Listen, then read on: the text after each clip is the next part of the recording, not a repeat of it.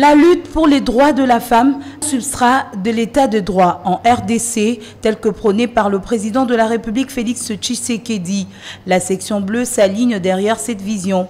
Cette conférence débat des femmes de cette structure en dit plus.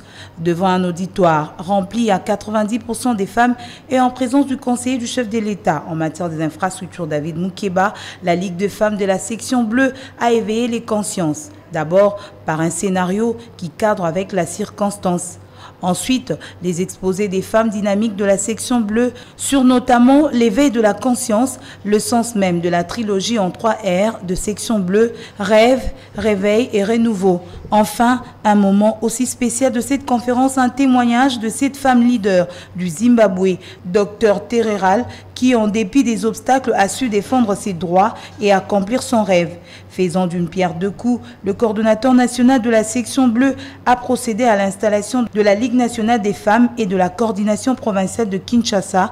Je veux à cette occasion, en ma qualité de coordonnateur national de la section bleue, installer officiellement ici la Ligue nationale des femmes. Présente à cette cérémonie, la ministre des Affaires sociales a invité les femmes à connaître leurs droits. Après son installation, la présidente de la Ligue nationale des femmes de la section bleue annonce sa vision.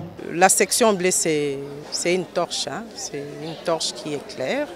C'est-à-dire la femme de la section bleue doit être une femme qui éclaire partout où elle passe. C'est d'ailleurs pour cela que nous avons m'attelé ici, pour demander aux femmes de s'élever, de se tenir debout, ensemble pour qu'on puisse nous battre et enfin arracher ces droits des femmes. Nous allons essayer de suivre les femmes partout où elles se trouvent et d'autres, nous allons les inviter dans des conférences, des ateliers que nous allons organiser.